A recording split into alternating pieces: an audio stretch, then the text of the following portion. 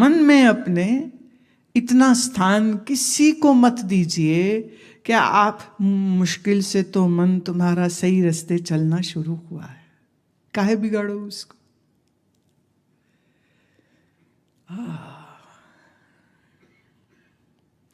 और रही बात अपनी जो मति है, जो हमारा मन है, ये पानी है। ये हमने एक पतीले में डाला पानी, पतीले को रखा आंच पे, गैस पे, सेक अग्नि का लग रहा है पतीले को, डायरेक्ट पानी को नहीं लग रहा। सेक किसको लग रहा है? पतीले को। उबलता कौन है?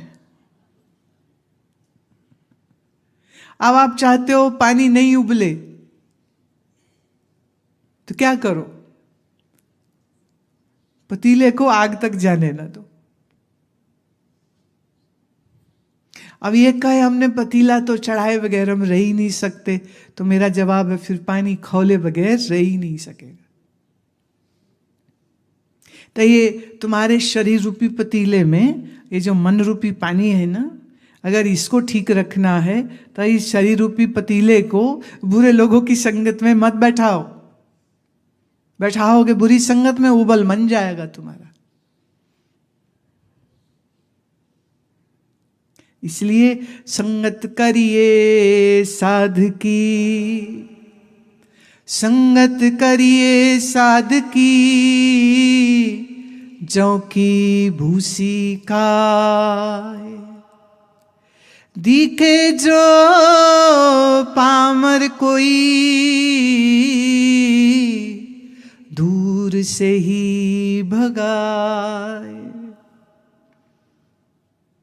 संगत करना है तो साधु की संगत करो, चाहे फिर जौ की भूसी खानी पड़े वो खा लो, संगति साधु की करे। लेकिन कोई पामर, मतलब जो बहुत विषयों से लिपटा हुआ है, पाप बुद्धि का है, ऐसे व्यक्ति जिसको विषयों में ही सुख प्रतीत होता है, उसको हम पामर कहते। और ऐसा कोई पामर दिख जाए तो कहते दूर से ही भाग जाओ, उसके पास मत बैठ जाना। साधु संग बैठो, पामर से दूर रहो। तो सिंपल लॉजिक है ना ये।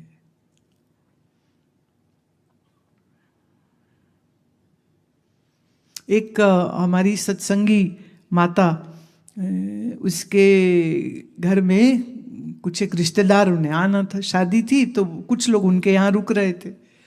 तो कहती कि ये सब औरतें मेरा दिमाग खाएंगी, तो मैं अपने आप को कैसे बचाऊं। तो उन्होंने तरीका ढूंढ लिया। जैसे ही वो बेल बजी ना कि रिश्तेदार आ गए, तो उन्होंने अपना आसन बिछाया, माला हाथ में पकड़ी और बैठ गए, अपना जप करते रहे। तो बहू ने, नौकर है, सब ने उनको अच्छे से खिलाया पिलाया, चाय नहाना धोना सब हुआ। वो उतनी देर वहीं बैठे रहे। जब उनका ठीक जाने का टाइम हुआ तो उन्होंने अपनी माला छोड़ी। नमस्ते, अच्छा जा रहे हो आप? ठीक है। मैं माता बड़ी जुगत लड़ाई तुमने तो। बोले अब इतना चटर पटर वो बोलते हैं और बिल्कुल बेसिर पैर का बोलते हैं, तो मुझे सुनना नहीं है। तो वो जैसे आए तो वो पाठ का गुटका खोल के बैठ गए। देखने में, अरे अच्छा तो पाठ कर रहे, चलिए बाहर आ जाओ, बाहर आ जाओ। तो पाठ कर रहे, वो पाठ नहीं कर रहे थे, वो अपने आप को बचा रहे। भैया कपड़ा गंदा होगा तो साफ भी तो खुद ही करना होगा। अब यहाँ आश्रम में जब आके लोग सफेद कपड़े पहनते हैं तो ये बड़ी उनको फिर फिक्र हो जाती, क्योंकि धोने खुद पड़ेंगे ना, तो फिर गंदे ना हो जाए, इसलिए साफ जगह देख के बैठेंगे, अपना आसन बिछा के बैठेंगे। वो बेंच में बैठेंगे उसमें भी जरा सी फूंक मार के कुछ अखबार बिछाएंगे, फिर बैठेंगे, क्योंकि धोना खुद पड़ेगा। ऐसे अपने मन को शुद्ध कोई थोड़ी करेगा आगे, तो आप करना पड़ेगा।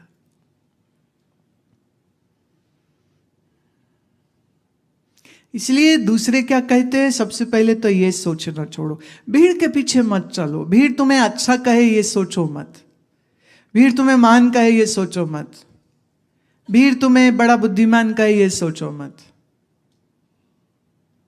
भीड़ का काम है सिर्फ उंगली करना। वो खुद बेचैन है, वो ऐसी ऐसी बातें बोलेंगे, तुम्हें भी बेचैन करेंगे। इसलिए फालतू की बात कोई नहीं, भजन करो। तो थोड़े से ना हनुमान चालीसे रख लो अपने वहाँ ऑफिस में, जो आवे ना स्टाफ दे दिया करो, ये मुश्किल है, ये मुश्किल है, बोले बेटा पाठ करो 21 पाठ रोज के। 21 ना करो तो जो 7 बार पाठ कर जोई करो, ये करो, देखो तुम्हारे काम हो जाएंगे। तो हनुमान जी को सुनाओ अपना दुख। अब हनुमान जी कुछ बोलेंगे थोड़े ना, वो तो खड़े हैं। तो उनका आशीर्वाद लो, बोले उनका स्मरण करो। यदि दुख तकलीफ, बोले ठीक है कोई बात नहीं।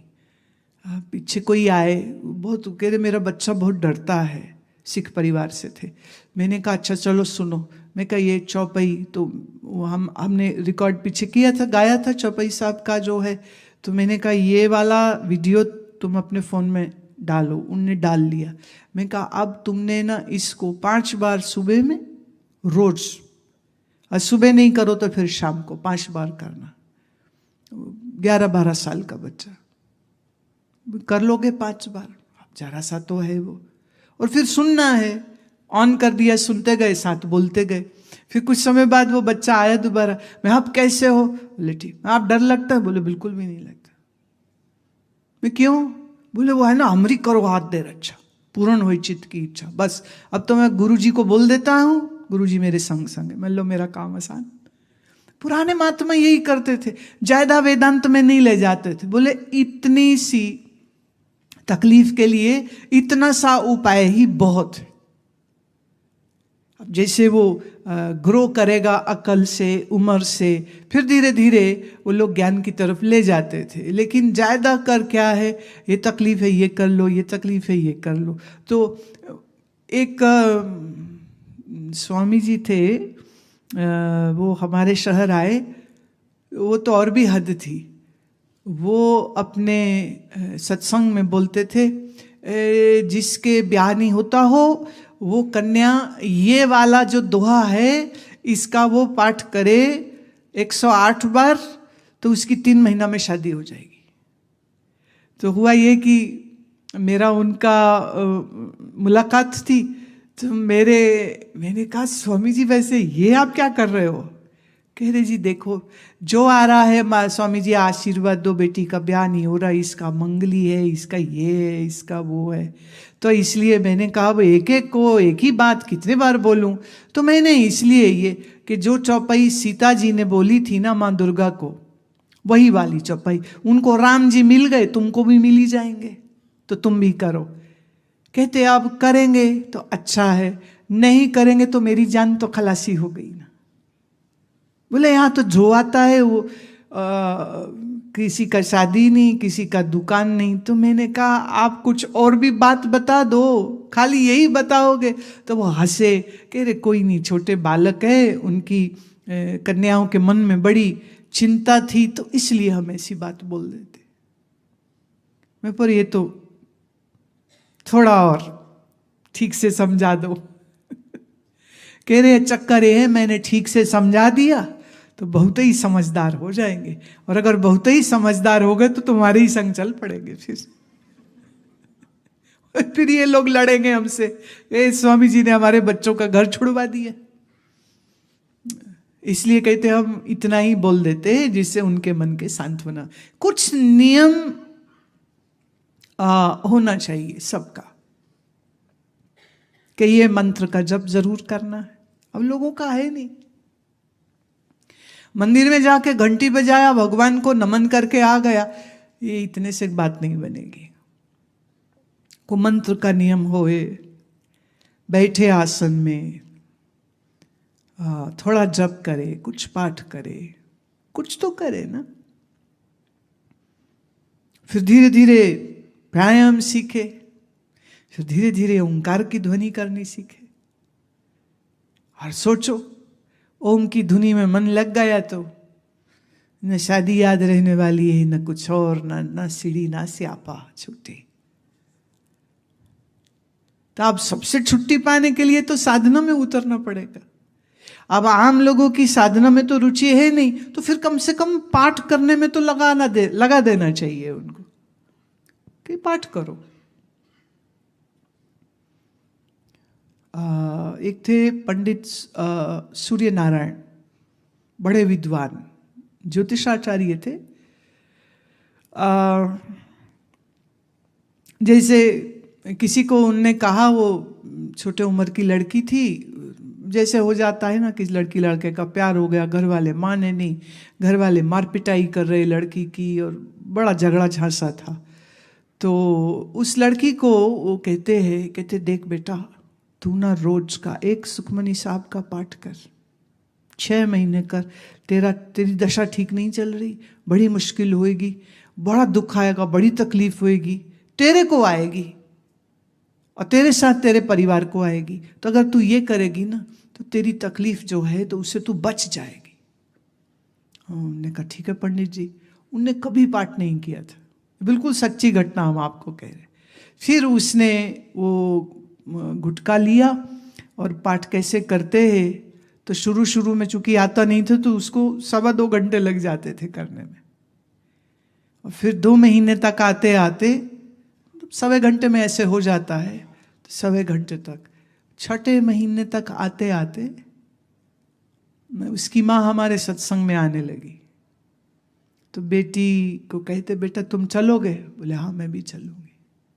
वो भी आ गई, सुनना अच्छा लगा, भजन अच्छा लगा, सारा कुछ अच्छा लगा। फिर वो रोज आती रही। तो हम तो 1 हफ्ते बाद निकल आए, कोई 2 महीने बाद की बात है, वो अपनी माँ और पिता के संग वो यहाँ आई और ये प्रार्थना लेके कि अब आपके पास ही रहना, साधना ही करनी। मतलब 6 महीने लगातार पाठ किया उसने, किया तो किसी और वजह से था। फिर मैंने उसको सामने से पूछा, मैं पर तुम्हारा वो प्रेमी था उसका क्या? कहती बेवकूफ, मैं बेवकूफ थी, अक्ल नहीं थी, समझ नहीं थी, अब समझ आ गई। मैंने कहा चलो अभी तुम पढ़ाई पूरी करो, आर्किटेक्चर कर रही थी मैं, तुम पढ़ाई पूरी करो, आर्किटेक्चर कर लो, फिर उसके बाद हम इस विषय पर बात करेंगे। लेकिन वो दिन है, वह आज का दिन, उसका जीवन इतना सुंदर चल रहा है। शुरुआत कहां से हुई? लड़का लड़की आशिकी से, फिर जूता चप्पल घर में पड़ा, पंडित जी ने पाठ करने को बोल दिया, 6 महीने पाठ करते करते का फल ये देखो मिला कि सत्संग और संतों से प्यार हो गया और जीवन ही बदल गया। इसलिए एक नियम जरूर होना चाहिए, तो वो नियम का पालन करता है तो सांसारिक जीवन भी ठीक चल जाता है, आध्यात्मिक जीवन भी अच्छा होता है, क्योंकि उस नियम से मन बलवान होता है और बली मन में फिर जो संकल्प करेगा वो संकल्प उसका पूरा हो जाता है। ये शक्ति, ये बल मिलता है आपको। इसलिए मंत्र जप अथवा कोई पाठ, ये नियम के साथ अगर आप करते हैं, then nothing is impossible, everything is possible then।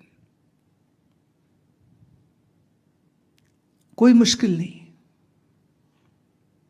तो किसी के जीवन में अध्यात्म बढ़े बढ़ाए ऐसी चर्चा जरूर करो। आज जो लोग इंटरेस्टेड नहीं है, तुम उनमें इंटरेस्टेड क्यों हो? कबीरा खड़ा बाजार में सबकी मांगे खैर, ना काहू सो दोस्ती ना काहू सो बैर। हमारी बैर किसी से नहीं, हमारी दोस्ती किसी से नहीं, लेकिन अगर कोई पूछ ही रहा है आपसे परामर्श, राय, तो राय ठीक दे दो ना। बैठ के उसका वो दुखड़ा पूरा सुन के अपना मन खराब करने की क्या आवश्यकता है? अच्छा सुनना पड़ भी जाए तो उसमें भी तुम अपना मन क्यों नहीं संभाल पाते हो? क्योंकि इस संसार में ऐसा कौन सा व्यक्ति है जो परमानेंट सुखी है? कोई नहीं। परमानेंट कौन जिएगा? कोई नहीं। परमानेंट वफादार कौन रहेगा? कोई नहीं। परमानेंट जॉब किसके पास रहेगी? किसी के नहीं। अभी अमेरिका में बड़े चेंजेस आए हैं। बड़ी बड़ी कंपनियों ने 10-10 हजार इंजीनियर्स को निकाल दिया। तो गए तो यहां से थे बड़े फूले फूले, अब बेचारे कुमलाए पड़े हैं। अब नई जॉब जल्दी नहीं 2 महीने में नहीं मिली, इंडिया वापस आना पड़ेगा। तो जिंदगी में सर्टेनिटी कोई नहीं है, गारंटी कोई नहीं है। और यही जिंदगी का मजा है कि अगला पल क्या होगा पता नहीं, जो आवे ना मौज लेना सीखो। क्या दिक्कत है? Something startling is going to happen in your life, enjoy your life. क्या दिक्कत है? सीन है जिंदगी के इस सिनेमा में, रोज एक नया सीन आता है, देख लो उसको। पर अपने मन को अस्थिर मत होने दो, किसी कीमत पर नहीं। तो फालतू में गप्पे मत हाको, ना दुखड़े सुनो ना सुनाओ।